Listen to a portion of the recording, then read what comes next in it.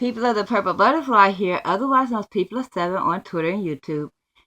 People are elsewhere on the internet. My blog is located at purplebutterfly-people.blogspot.com, and my soaps, Purple Butterfly Soaps, can be located at people.etsy.com. And earlier today, I made a lemon-scented dish soap bar. It's curing nicely over there. It actually turned a bright yellow color, almost as vibrant as my smock here. And now I'm finna make a chocolate soap. The dark chocolate scent is a scent that was gifted to me, so I don't know if it will accelerate or not. But I have some cocoa powder that I put with some oil and the entire contents of the chocolate FO. I'm going to do like a micro swirl with it. So that way I have plain soap, then mix it in with the chocolate. I might even put a little bit of the batter in, so that way when I do the swirl, it's going to be a spinning swirl, by the way. If it starts to accelerate at all, at least the scent will be completely into the soap. Anyway, I need to get set up. I had my, not funnel, strainer, which I put over here with the last batch of soap, apparently. Okay, now, also, let's just get it out the way. When I soap, I wear clothes that are not important to me. That way if there's a splash or it gets destroyed or whatever, no big whoop. And several people have noticed I'm wearing a purple butterfly and blue butterfly pink pajama top. So yeah, this happens to be my favorite pajama top, and I happen to be wearing this a lot of times when I do soap. So when you say, hey, that's the same outfit, yeah, no matter what I'm wearing, I might put this on top of it because it's long sleeve. Anyway, let's get started with this. This batch is 112 ounces. It's huge. In fact, it's too big for the container I usually make the soap in. So it's in the container that I previously made the lemon soap in. And then I have a 7-gallon bucket over there for the oils. So I'm just going to go ahead and pour my lye water in there. It's mostly cool. This is almost to the top of this container. Okay, now, some of the soap did not dissolve, but we could smush it in. This also has sunflower, canola, grapeseed oil, coconut, grapeseed, canola, and sunflower, and chocolate, and silk, and salt, and sugar. There we go. Now,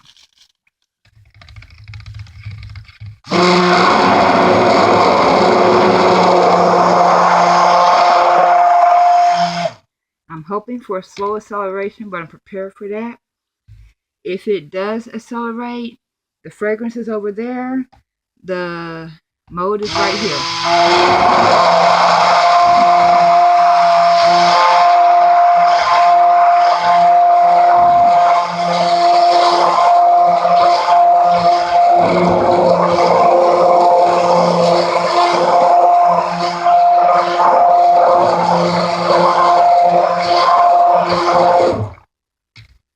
And I use the included oils to make the base for the coconut powder coloring. So I don't have to worry about anything wasting.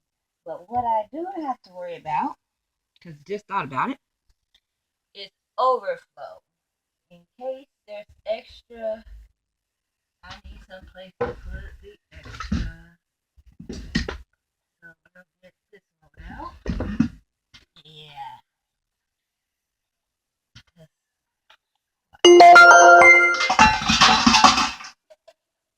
use this mode.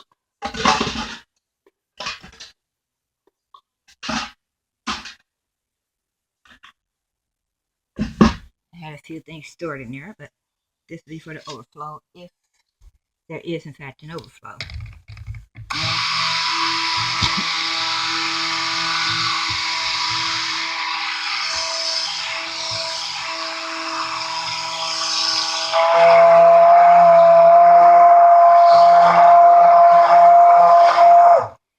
And I have given up on trying to get anything to emulsification. That tends to put me in a hard way. I'm going to a light trace.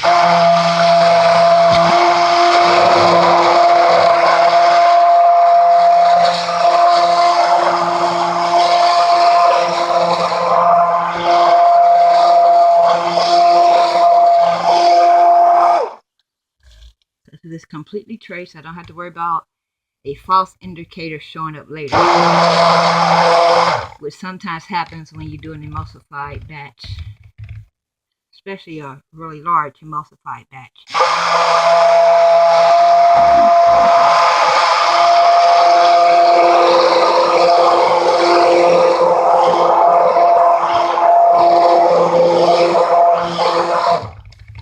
But because of the way I did it, I don't have to worry about it accelerating and barely getting into the mode like the last spinning swirl I did. Well, that makes sense, right? Okie dokie. Oh, actually, I see a little extra oil on it. Go ahead and get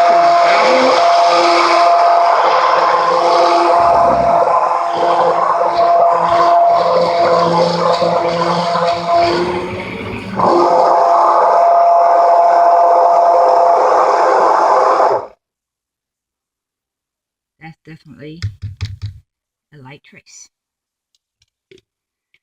Now,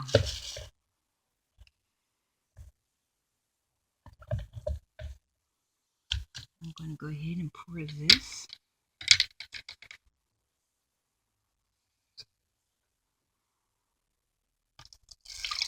Whoa. Well, it's moving quickly.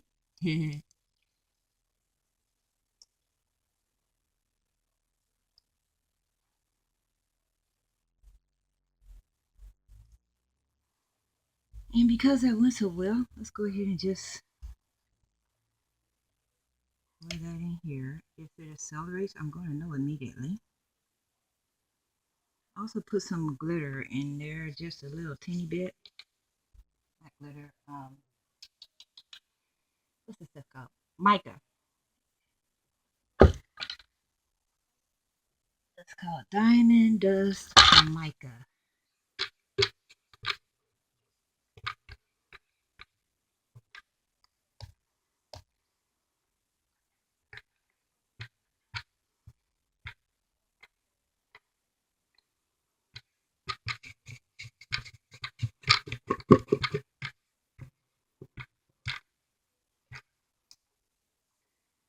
But as you can see, unlike the last batch, all of it got in there. It's completely clean. Yep. Let's put this right here. These. And it's stirring without accelerating. This is the dark chocolate fragrance oil and the cocoa powder, by the way.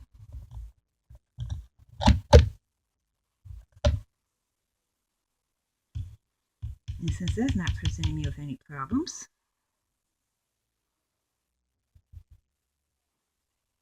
go ahead And buzz it a couple times.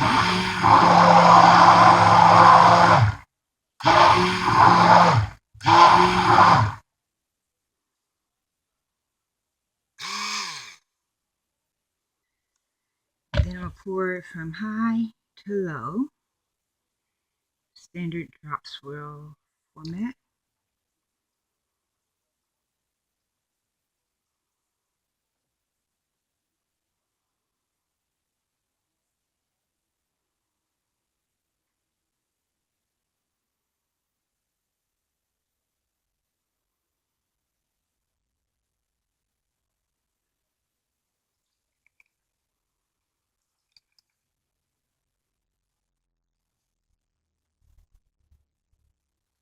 Looks rather nice, actually.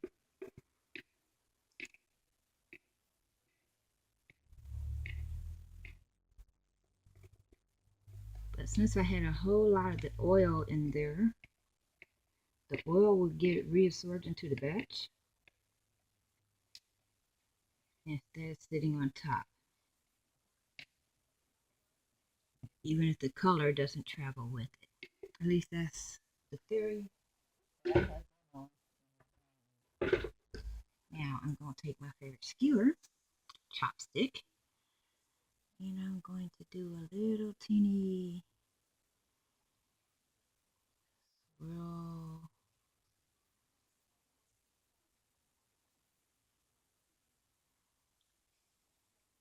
So that way it gives me something to do with the color. Now,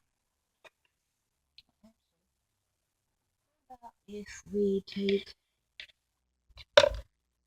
some of the color mix that's left over and decorate the top.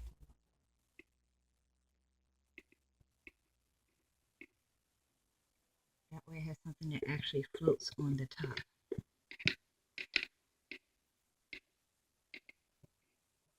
That's, deeper and richer than what went all the way through. This has a lot of bubbles. But because it's loose, we just spray the bubbles. That'll pop them out of there. Yep. Like magic. Let's pop this loose.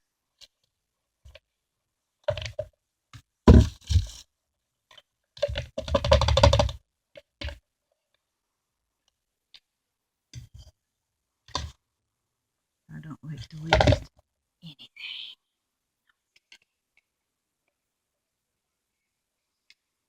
They call it the soap maker's curse. Can't just stand to see something. Oh, well, we'll use that next time. Nope, it's all gotta go.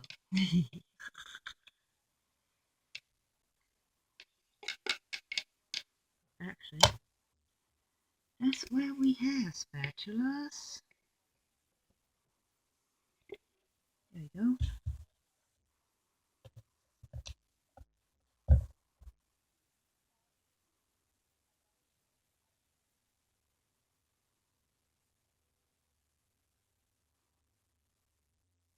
And for those bubbles that was on the top, that's what we're going to do. Now I'm going to move all of this out of my way because the spinning swirl takes up a whole lot of room.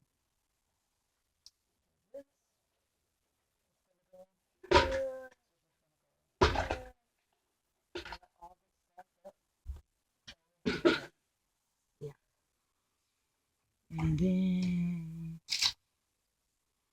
here, I have this on an 18-inch by 12-inch press and sew quilter's mat, so that way when I spin, I'm not making a big, huge mess.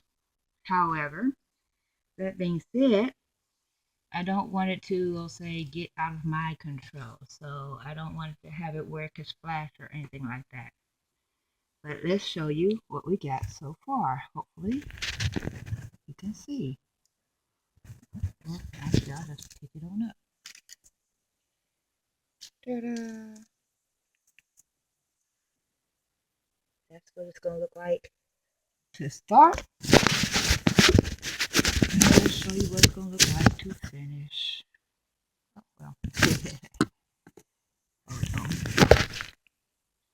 There we go. And maybe you can see some right there.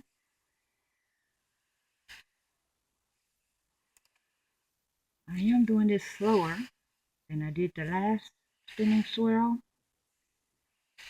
because this is very liquidy and we don't want it to splash over.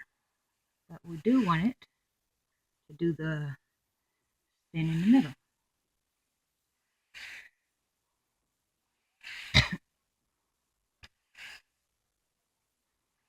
This is neat. Can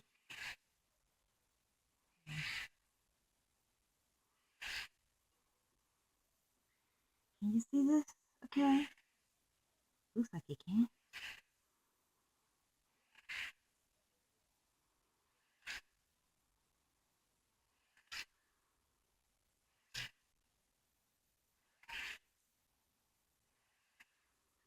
And also to prevent a mess, this is the honeycomb mold that I made from a box of honeycomb cereal. You know, the one that says come to the honeycomb hideout.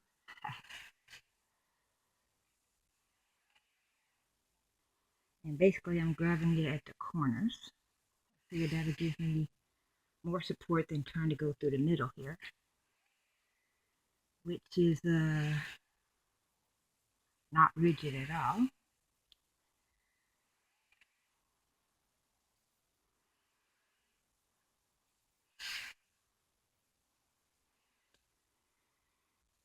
And then I'm going to spray it a little bit more because I see bubbles.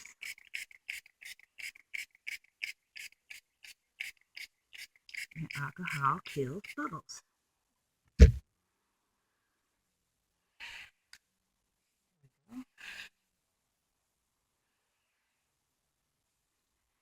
And I probably won't post this video until at least one of these soaps are ready, which would probably be the lemon dish soap bar. It's got to sit for a week. This one, because of the way it's shaping up right now and I'm getting a leak, it might take a month. And that's also why I had it on the press and seal mat. So that way if anything spilled or leaked out, and I can see where it's leaking, I can catch it before it's an issue. And if it destroyed or whatever, it's only a cereal box. But in the meantime, let me go get something that will fix this situation.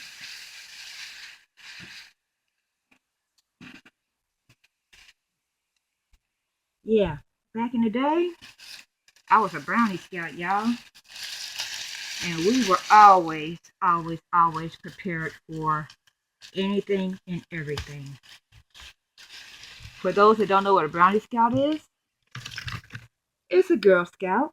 And the motto is the same as the Boy Scouts. Always, always be prepared. Any eventuality in your life, be prepared for it. Alright then. Now, what's going to happen is this. Even if this completely soaks my press and seal, once it's completely dry, I just throw some water on it. Because this is soap, it'll make an automatic cleaning. But what I don't want it to do is cover any of my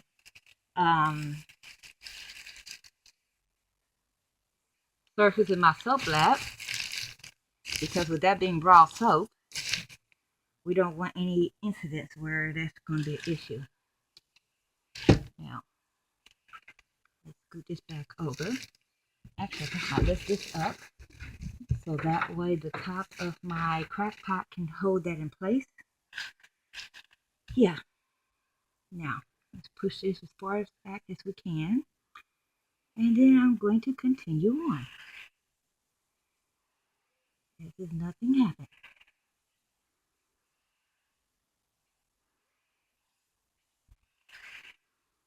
There we go.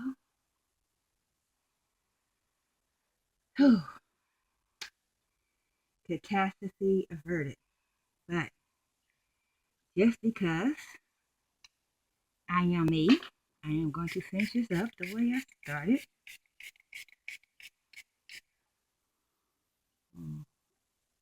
Make sure this is not beveling anywhere.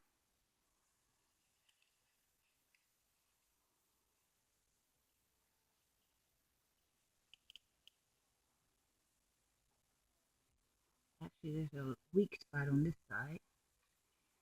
I'm thinking maybe a box will hold that steady.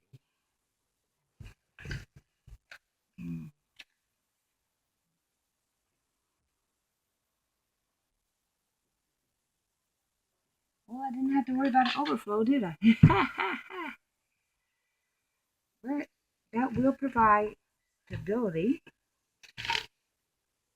for this particular incident. Just leave it like that. Actually, I think I'm going to do it this way.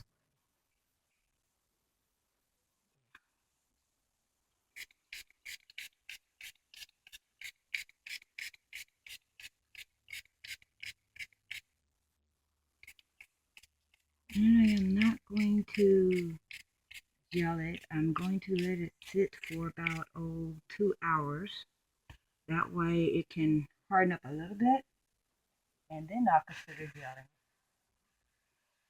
In the meantime, let's do this box out the way. So that way the sides can get stabilized. And this has been People7 on Twitter and YouTube, People elsewhere on the internet. My blog is located at purplebutterfly-people.blogspot.com, and my soaps, Purple Butterfly Soaps, can be located at people.etsy.com.